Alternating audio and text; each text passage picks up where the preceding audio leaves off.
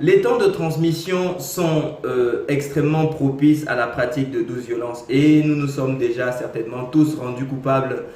d'une parole, d'un acte ou d'une façon de procéder qui, sans qu'on ne le sache, en réalité n'était pas vraiment favorable à la construction de l'enfant, à la bienveillance qu'on veut tellement pour tous ces enfants. Et ce que je veux partager dans cet épisode avec vous, c'est la manière, l'état d'esprit dans lequel vous pouvez faire des transmissions qui vont en réalité être une forme de douce violence. Une fois de plus, si on part du principe que tout enfant est une éponge, que tout ce qu'il voit, tout ce qu'il entend, tout ce qu'il vit va avoir un impact de façon directe ou indirecte dans la manière dont il va se construire, eh bien, le fait de faire des transmissions essentiellement négatives par exemple, que ce soit, si vous êtes parent, que ce soit le matin au moment où vous allez confier votre enfant, ok, peut-être qu'il a passé une mauvaise nuit, peut-être qu'il n'a pas beaucoup mangé ce matin-là, mais il y a forcément des éléments positifs, il y a forcément une manière de présenter ces réalités de manière positive en présence de cet enfant. Les transmissions, ça peut également avoir lieu le soir lorsque vous récupérez votre enfant en tant que parent, que ce soit à la crèche, que ce soit auprès de votre assistante maternelle, auprès de la babysitter à qui vous l'avez confié. La manière dont vous allez poser les questions si vous êtes parent, la manière dont vous allez transmettre ces informations si vous êtes éducateur peut être une occasion de créer ou pas une douce violence. Et ici, c'est vraiment l'état d'esprit dans lequel vous allez le faire. C'est-à-dire que si vous êtes sur un registre uniquement négatif, uniquement péjoratif, forcément, même si ce que vous allez dire est forcément vrai, c'est quelque chose qui aura de toute façon une incidence sur cet enfant qui, rappelons-le, et nous sommes tous d'accord sur ce principe, c'est une éponge. Il absorbe tout ce qu'il entend, il absorbe tout ce qu'il voit, il absorbe tout ce qu'il vit. Donc si il y a ce temps d'échange qui est uniquement sur des termes négatifs, par exemple, ah là là, aujourd'hui il n'a pas arrêté de chouiner, il n'a rien mangé le midi, il n'a pas du tout dormi. Tout ça c'est vrai, mais si toute la transmission se résume à ce type d'échange, forcément ça va être c'est une forme de douce violence. Alors, vous allez me dire, alors comment est-ce que je peux faire si sur une journée concrètement, effectivement, il n'a pas arrêté de chouiner, il n'a pas arrêté il a rien mangé, et puis il n'a pas arrêté de pleurer dans son lit. En réalité, déjà la manière de formuler ces réalités pose une forme de jugement. Au lieu de dire il n'a pas arrêté de chouiner, vous pouvez tout simplement dire aujourd'hui Augustin ne se sentait pas très bien,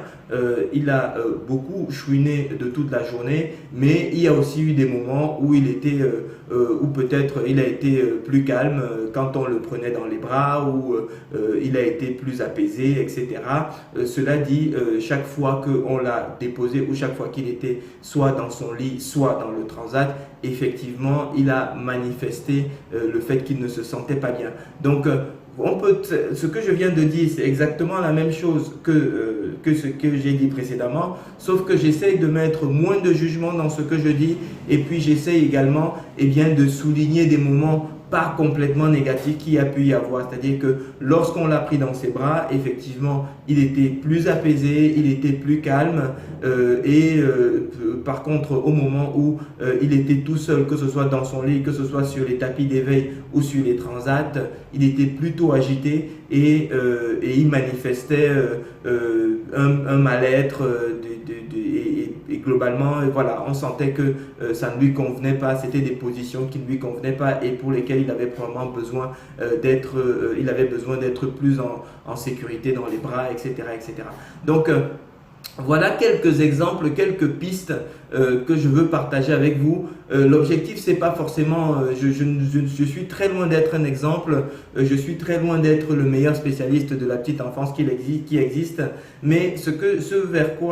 à quoi je veux vous sensibiliser, c'est le fait que en tant qu'éducateur, vous avez cette responsabilité-là de faire attention, de choisir les mots, de choisir la manière dont vous allez présenter les idées, de la manière dont vous allez représenter la réalité en présence de ce petit être qui, une fois de plus, absorbe tout ce qu'il voit, tout ce qu'il entend, tout ce qu'il vit. Et donc ce temps de transmission, la manière, l'état d'esprit dans lequel vous allez faire cette transmission va impacter de manière importante la façon dont il va se construire. Et si vous êtes éducateur, si vous êtes son parent, vous avez cette responsabilité-là d'être dans cette bienveillance, parce que c'est ce qui va permettre de préserver son potentiel, de préserver sa confiance en lui, de préserver toutes ses chances qu'il a d'exprimer ce qu'il peut exprimer, ce qu'il peut construire en tant qu'être humain à part entière sur notre planète. Merci, c'est ce que je voulais partager avec vous dans cet épisode. Vous avez des questions, n'hésitez pas à les laisser et dans la suite de la vidéo, je me ferai un plaisir